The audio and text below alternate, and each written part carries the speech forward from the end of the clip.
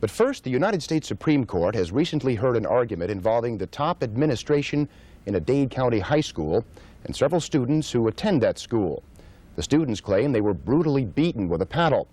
The consequences of corporal punishment are being discussed outside the court, too.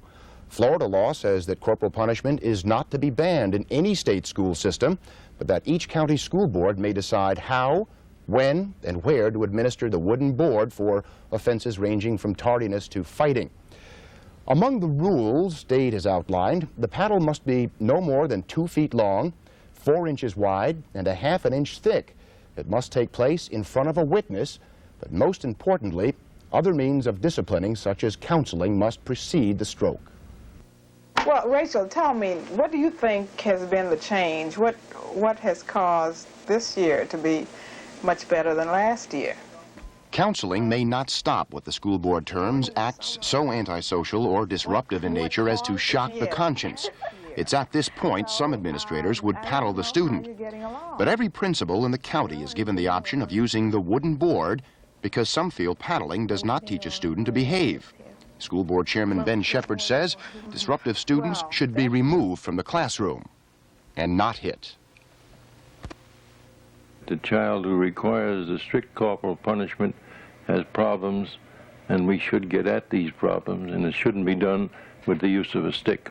I can't think of any time that I know of that a paddle, reasonably administered, has ever damaged the psyche of any student that I know of, including my own children. UTD Executive Vice President Pat Tornello says teachers must have control in their classrooms. He insists corporal punishment means more than paddling. It means doing whatever it takes, such as pulling a student by the arm or by the hair, to make that child behave. I don't consider any other form of physical contact corporal punishment. Having to take hold of a child is not the same as using a paddle. When you bring that child down to the office, you've gone through many other steps before you use the paddle. You've counseled with the child, you've talked with the parent, you've done many things before you resort to that. And then it is done in a manner that anger is out of the question. You're not paddling a child out of anger. It's just one more tool that the school person, the administrator, has to use in trying to get that child to conform and to behave so that he and other children can learn. Whitty says most teachers at South Miami Junior High School agreed that paddling should be used as a last resort because removing a disruptive student from class, talking with him, or giving warnings does not make the same impression as getting hit. Most students in this class at South Miami felt the same way. I think that after all means of punishment, I mean, like if after you've talked it over and it still doesn't do any good, and you've tried all other means of getting this kid straightened out, then corporal punishment should be used. Yeah, I agree with it, except that it doesn't do good for a lot of kids. A lot of kids, like, they'll get paddled for doing something by the lunchroom, and then they'll come right up into class and we'll go, what happened? They go, oh, I got paddled. And they go, really? And they go, yeah, and they just sit down like it was just another thing. It depends on who paddles them, too. Because I've heard a lot of kids that Dr. Whitty's paddled, they felt it. Put your feet on the line, son, and put your hands on the desk. All right, now you know why you're in here.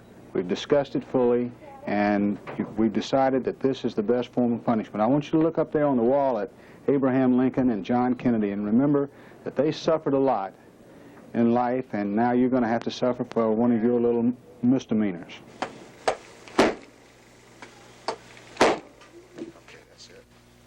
This is not a student at South Miami. He's montage cinematographer Glenn Kirkpatrick, who was padded down for the demonstration. Those who argue against corporal punishment say the whack is sometimes so powerful, many students have required medical attention afterwards. Andy Smith didn't need a doctor, but he sure remembers what that board felt like. You sweat a lot. People tell you it's going to hurt, and you don't really know what it feels like the first time, and you stand there and you wonder what it's going to feel like, and then when he hits you, it really stings. Some people come out crying, some people don't. Some people hold it in, and run out the door. Would you ever do it again now that you've been paddled? No, no way. I wouldn't do it. Just by Dr. Whitty paddling me, his policy really stands. He says that if he paddles you once, He wants you to remember that for the rest of your life, you know, so you won't ever do the same thing twice. Paddling is not allowed at Booker T. Washington Junior High School. Language arts instructor George Littlefield remembers when it was. And he says that he used to give a good swift paddle to many students. But he claims those days are now over. Now, it can be an experience, but not all the time will it be a positive experience. Sometimes it's negative.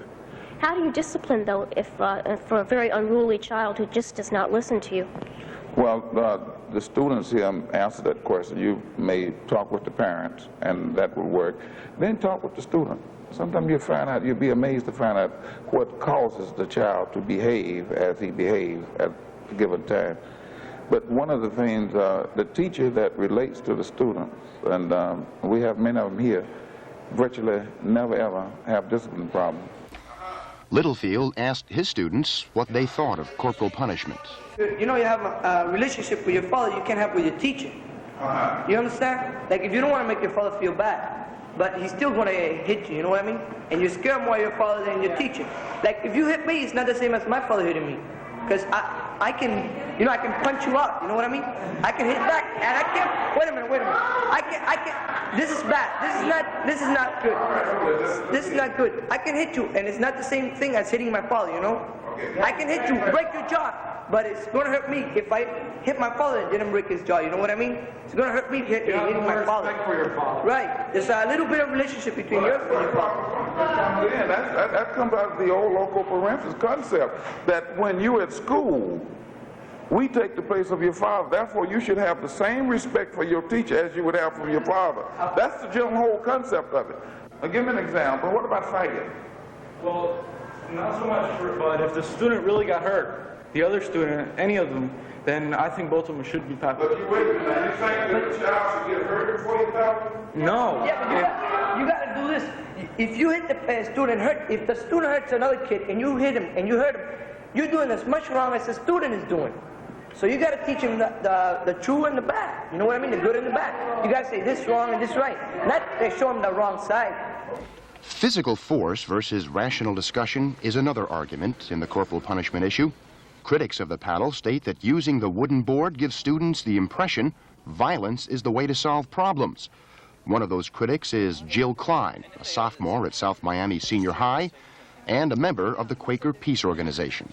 Our major disagreement with corporal punishment is what it teaches students, especially the younger children, about how to solve conflicts.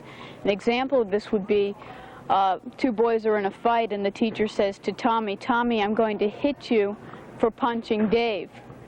And it's just such a contradiction there. It teaches students that the way to solve conflicts is with physical violence instead of trying to work out your problems peacefully and with dialogue. Over 200 adults are on the bandwagon to remove the paddle. Volunteers for the abolishment of corporal punishment in Dade County schools say paddling isn't allowed in any of Florida's penal institutions. So why should it be permitted in schools? And we're really very interested in setting models for children that say we do not resort to this kind of punishment, which is really inflicting physical pain on children. We're not interested in seeing that they are psychologically or physically damaged. We are certainly interested in modeling for them that might is not right, that there is a democracy that's capable of being shown in schools, and that democracy exists outside of the school because it's inside our schools. And what you're suggesting is that we attempt, even for those 1, 2, or 3 teachers, that we attempt to protect or to exercise that kind of protection for every student that attends school. And I'm saying that's an impossibility, because that's not the way life works. We asked parents waiting to pick up their children outside South Miami Junior High if they thought paddling was a realistic way of disciplining and punishing. The majority said yes. I think it should be whooped. Why? Because it mind the teachers. Well, I feel that corporal punishment is needed in the junior high school, and it's necessary only because that the children have to have discipline at home and discipline in school. I feel I'm not agree to the corporal punishment, but there must be some other way to get something better for the children.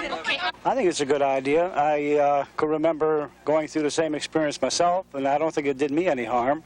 And the way things are today, I think liberalism is all right. I'm for both sides of it, but I think both sides are needed. I think discretion is needed in the liberalism, and I think you need discretion in peddling a child.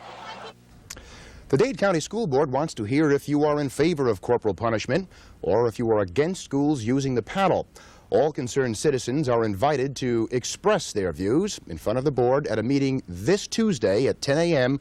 in the Lindsay Hopkins building. In a moment, Joe Abril will invite the Palmetto Senior High Stage Band to play for us.